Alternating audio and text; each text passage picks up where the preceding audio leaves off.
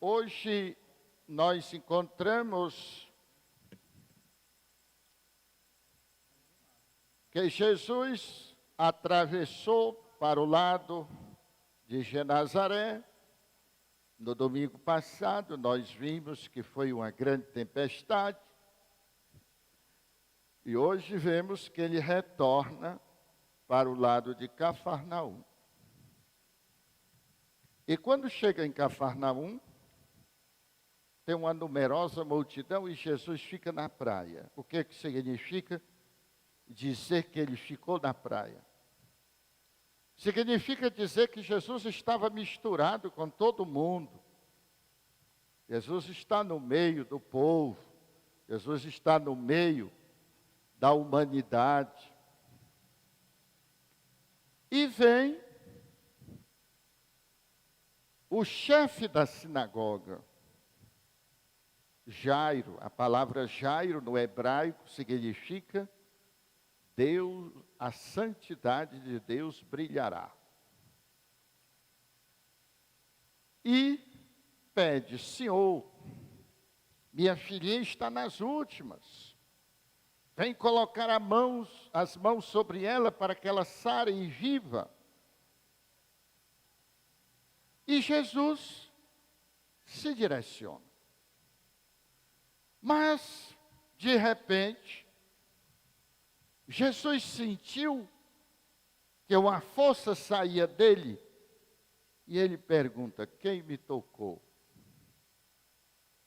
Tocar a alguém significa prender a sua atenção. Tocar alguém significa, além de prender a atenção, causar admiração.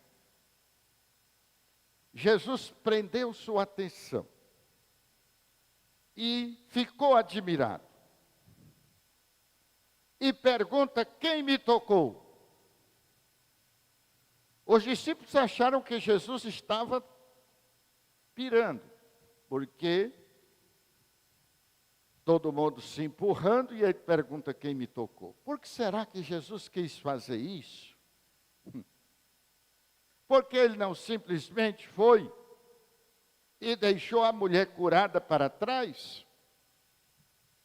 Quero dizer para vocês que na Bíblia, quando se refere a um ser humano que não diz o nome, está se referindo a todos nós.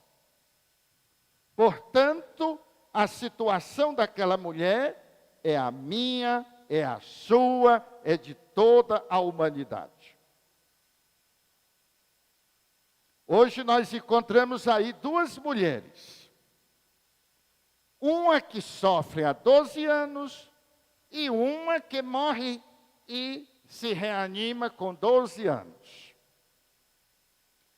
Este número 12 significa justamente a humanidade alcançada pela fé em um Deus uno, que era justamente o povo de Israel. E Jesus fica olhando e procurando. Por que ele faz isso? Eu não sei muito, porque o Evangelho não diz. Mas eu tenho a impressão que Jesus fez isto porque Jesus já estava cansado de atender a gente que quer ficar entrelaçado no ciclo do sofrimento. E aquela mulher acreditou, tomou a decisão e fez o que devia ser feito. Em Israel, a mulher no período menstrual ficava isolada num quarto. Ninguém podia tocar, porque se tocasse ficaria impuro por 7 dias. Muitas mulheres em Israel viviam sempre grávidas para não menstruarem. para não ficarem impuras. É uma cultura completamente diferente do nosso mundo hoje. E aquela mulher, há 12 anos, você pode imaginar o sofrimento. E se ela tocasse em alguém naquela multidão, este alguém ficaria impuro durante 7 dias. Se alguém soubesse que ela estava ali naquela situação, ela poderia ser apedrejada. E, no entanto, ela tomou a decisão, ela foi, ela chegou, ela tocou em Jesus e ela foi curada. Cada um de nós tem muitos futuros esperando por nós. Qual é o futuro que você quer alcançar? É um futuro de você sozinho, no final da vida, sem ninguém, reclamando e xingando? É um futuro de viver só, recebendo a aposentadoria para pagar as contas? É um futuro de viver com a pessoa que não te dá valor? É um futuro de viver todo o tempo com medo de ser abandonado? Ou é um futuro de bênção e prosperidade, como Jesus disse, eu vim para que todos tenham vida e tenham com abundância? Eu não preciso ser vidente para saber qual é o seu futuro. Basta que você me diga quais são os seus pensamentos habituais. Quais são os seus sentimentos e quais são as suas atitudes, para que eu saiba qual será o futuro que você está acessando. Tudo que nós queremos já existe no mundo. Não existe nada que nós queiramos que não esteja no mundo. Agora precisa que tomemos a decisão, que acreditemos que é possível e que tomemos atitudes para tornar realidade. Porque o calendário não muda a nossa vida. O que muda a nossa vida são nossas decisões e nossas atitudes. Mas, por incrível que pareça, a maioria das pessoas prefere viver no seu sofrimento. Porque vivendo no seu sofrimento, lambendo as feridas que abriu no passado e que ela não fechou e por isso dói, elas têm assunto para conversar com os outros. Uma vez eu estava em Tianguá e uma aluna minha me pediu para atender uma amiga dela que tinha tentado suicídio. E eu atendi no intervalo. Disse que podia vir, que eu atenderia no intervalo. Quando houve o intervalo, eu fui para uma sala e ela trouxe a amiga e a mãe da amiga. E ela chorando, com os olhos inchados, não olhava para mim. E eu perguntei, por que você está assim? E ela começou a narrar que tinha um namorado e que o namorado tinha traído, ainda tinha feito sacanagem e não sei mais o quê, e tinha posto a foto com a outra e ainda tinha mandado a outra ligar para ela, fazendo chacota dela e tal. Eu ouvi silenciosamente. Quando eu terminei de ouvir, eu disse para ela: sente-se aqui, neste sofá. Relaxe e feche os olhos. Vou colocar você em hipnose, um estado hipnótico. Ela me perguntou: mas eu vou perder a consciência? Não, você vai o ver, vai estar consciente o tempo todo. E o que você não concordar, você me diz. Então eu comecei a conversar e ela foi ficando relaxada, tranquila. Aí eu disse assim: agora pense nisto. Porque se você pensar assim, você vai esquecer este rapaz. Quando eu disse isso, ela abriu os olhos e disse: padre, mas eu não quero me esquecer dele, não. Eu gosto dele. Não quero me esquecer dele, não. Eu disse. Aí a mãe dela disse: ela tem a minha sorte, padre. O meu marido é uma criatura, ele me trai, ele não sei o quê, não sei o quê. Quando nós vivemos com as crenças dos nossos pais, como era aquela moça, com a crença da mãe, com a crença de que homem é assim, assim, assim.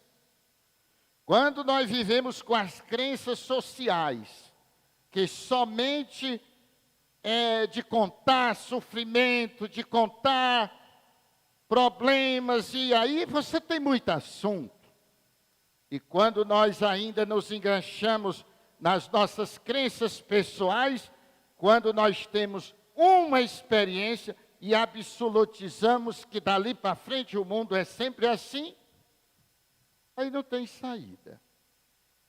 E a gente fica de pessoas em pessoas, contando o nosso sofrimento, mas sem querer sair dele. E Jesus encontra aquela multidão que está se batendo uns nos outros, certamente são aqueles que têm uma estimação imensa pelo próprio sofrimento. No entanto, aquela mulher sofre há 12 anos, empobreceu na mão dos médicos, mas ela tomou uma decisão. Ela arriscou a vida, ela foi atrás, ela tocou em Jesus e ela venceu as crenças do próprio povo de Israel. Venceu, foi além das crenças sociais, das crenças dos seus pais e das suas próprias feridas de tanto tempo querer ficar boa e não conseguir. E foi por isso que Jesus coloca aquela mulher em evidência. Em evidência. Quantos de nós estamos aqui só para contar nossos sofrimentos, mas não queremos mudar, não queremos nos transformar, não queremos ser diferentes da maioria que se queixa, mas não faz nada para mudar. E olha que por que eu penso isso de Jesus?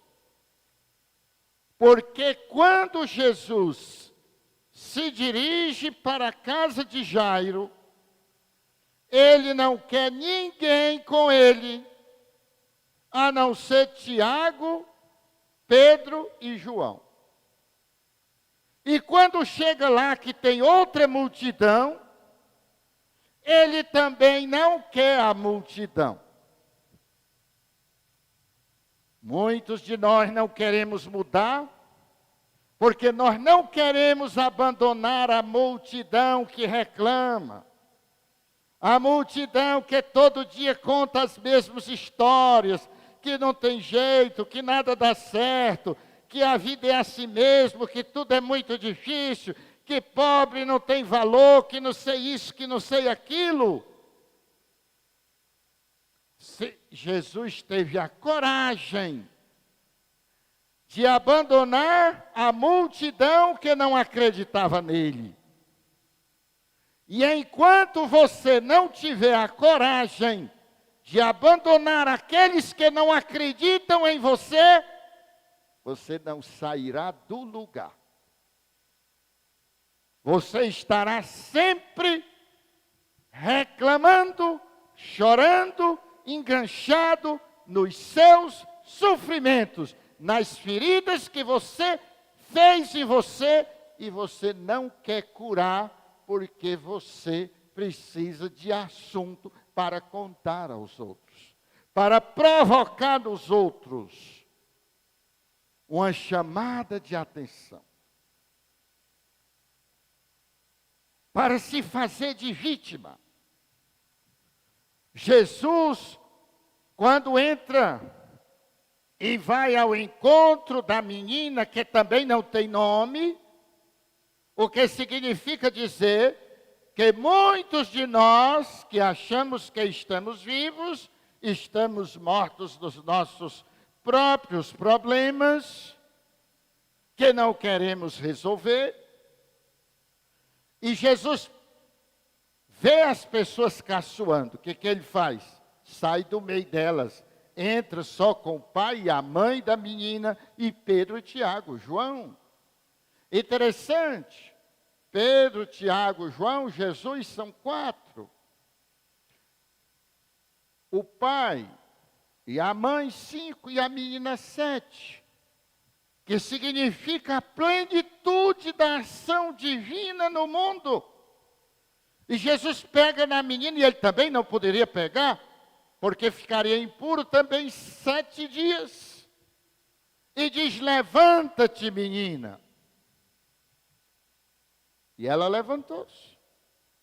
E hoje ele está pegando na minha, na sua, na mão de cada um de nós, que está há anos e anos admirando e contando e narrando os seus sofrimentos e as suas desditas. E ele quer, sai do meio destas pessoas que dizem sempre a mesma coisa. Pode ser que sejam pessoas muito boas, mas não acreditam em você. Nada marcou mais a minha vida do que o dia 4 de março de 74, quando eu, com 11 anos de idade, tive a coragem de deixar a casa do meu pai e da minha mãe e os meus irmãos para ir atrás do que eu queria. E nem meus irmãos e nem meu pai acreditavam em mim. Ainda a minha mãe, mas eu não acredito em quem não acredita em mim. E eu fui, o papai dizia: como é que você vai? Aqui tem tudo. Vai atrás de estudar, não já sabe ler uma carta e escrever outra? Filho de pobre é assim mesmo, nunca vai se formar. E hoje eu tenho 4 graduações e 2 pós-graduações e já estou inscrito para um doutorado. Não acredite em quem não acredita em você. Pode ser sua mãe, pode ser seu pai, pode ser seu irmão, seu esposo. Porque cada um olha para você com as crenças que ele tem. E o papai achava, não era ruim meu pai, uma excelente criatura. Aprendi coisas maravilhosas e me orgulho de ter aprendido com ele, mas a ideia dele era aquela. E Jesus manda dar de comer à menina. O que você está comendo? Não é só feijão, arroz, macarrão, não. Com quem você conversa? O que você assiste na televisão, no celular? De que você está se alimentando? São realidades que te põem para cima ou são realidades que te deixam deitado? E quando chega você conta um rosário de sofrimento. E se alguém quiser fazer você esquecer, você abre os olhos e diz assim: não, padre, eu quero continuar sofrendo. É assim? Que Deus nos abençoe e que a gente possa tomar decisões, que a gente possa ter atitudes e ir buscar no mundo aquilo que nos faz nos sentirmos vivos, próprios, prósperos e abençoados por Cristo nosso Senhor. Louvado seja nosso Senhor Jesus Cristo. Para sempre seja